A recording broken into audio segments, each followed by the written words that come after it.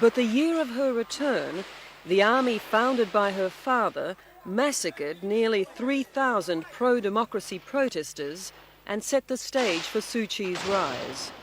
The chaos caused by the crackdown forced the ruling generals to reform themselves as the State Law and Order Restoration Council, SLORC.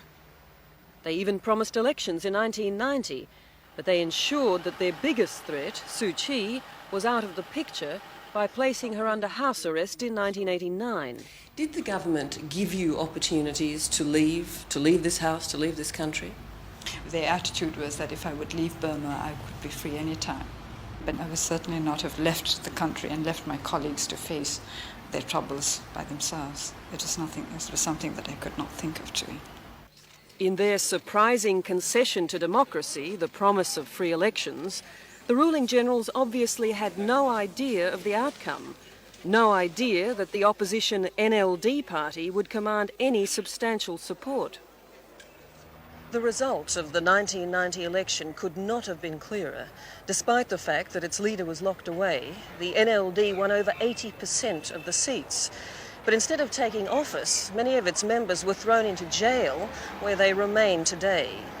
A new Amnesty International report tells us that little has changed in Myanmar.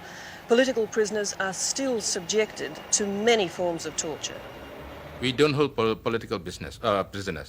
We hold those who commit crime only. So there are no political prisoners in this country? No. Lieutenant General Chaw Ba is the minister in charge of what is currently Myanmar's most crucial portfolio, tourism.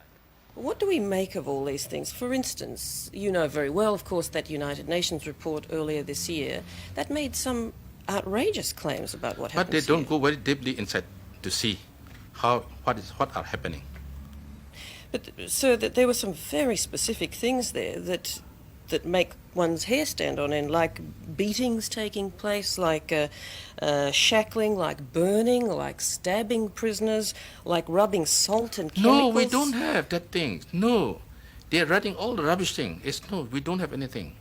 No. So, rubbing of salt and chemicals into prisoners' wounds, political prisoners' wounds? No, we don't have that things. No. No, we don't have. Beatings, I think, stabbings, no beating. burnings? No beating, no burning, no. It's all the, it's the misinformation. The stories that we hear about torture inside prisons here, about unwarranted arrest, about political arrests, this is all the case? You know this to be true? Yes, I do. It is a fact that many people are in prison in Burma for their beliefs, for their political beliefs. By Western accusation, what you call abuses in human rights, we do not take them as such. Set Mong acts as economic advisor to SLORC. He, like those he answers to, believes that brutality is in the eye of the beholder. This is what Amnesty International says about this government. It talks about a persistent and ongoing pattern of human rights violations committed by SLORC since it came to power. Mm-hmm. Wrong? Wrong. Definitely wrong. You're very confident that confident. Your country can stand on its human rights record? No, why not? You can. We really can. Your economic minister described the evidence gathered by human rights groups as trash. Do you agree? Well, I would say not only trash, it's shocking. But while the regime stands accused of mistreating its people on a grand scale, it is also capable of bureaucratic pettiness. You can't even have a photocopier or a fax machine in Myanmar without the general's approval. Of course it would make it much easier for the authorities if they gave me a fax, because then they would know which one to tap, wouldn't they? Do you believe that your phone is tapped? Oh, I think so. One takes it for granted, really. So that any conversation you have with any one of your people or anyone from anywhere, media, you realise you're being listened to? Yes, it doesn't trouble me because we're not doing anything underhand. Mm.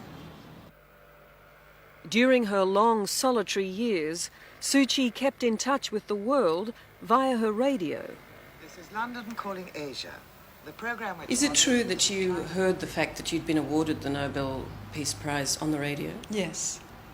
So you were sitting by your radio one morning and all of a sudden heard you'd been awarded this One afternoon, honour. actually. One afternoon. Yes. Suu Kyi's struggle is one of the most extraordinary examples of civil courage in Asia in recent decades. Do you accept that courage was a quality that was required of you over the past 6 years?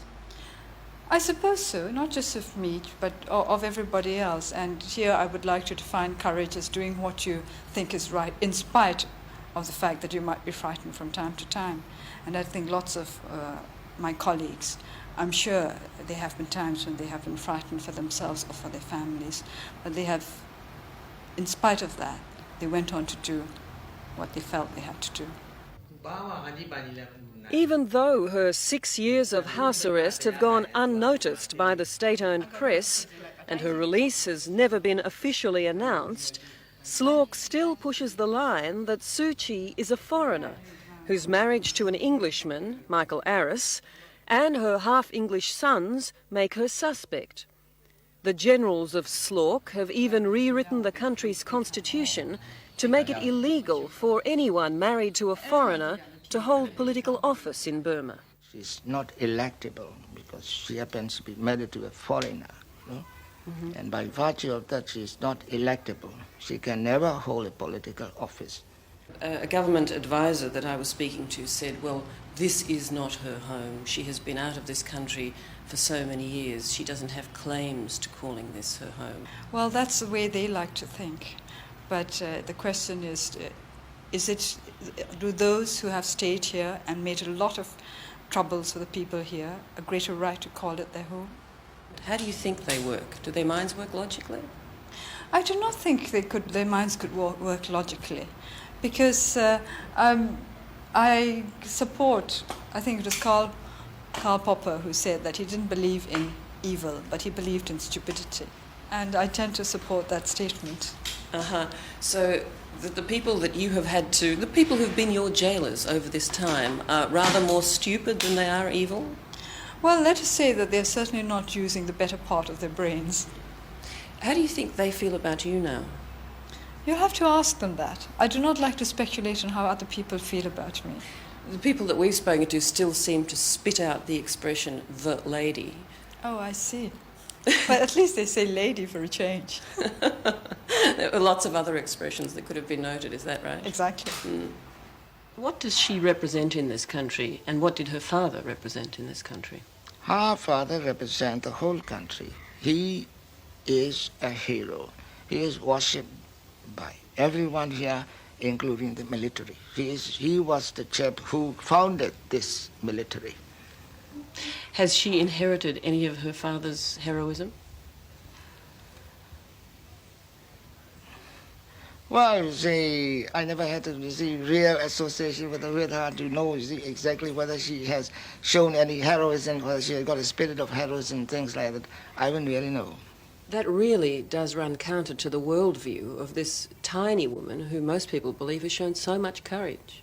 Well, the facts is, you got to base things on facts. She stayed in the house for maybe about 5 years. 6. 6 years, yes. Well, you call that as in heroism, but it's all your view. But not yours? No, well, not necessarily mine.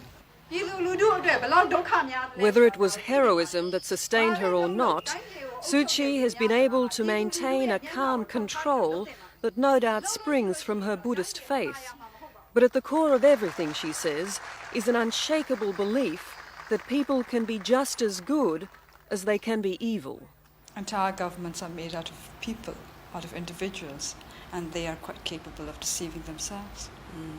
And what would break that chain of deception? What helps break through it? The fact that most people are not prepared to be deceived.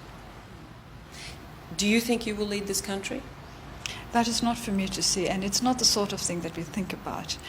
We have often said that our purpose is not to gain power. Our purpose is to bring democracy to Burma.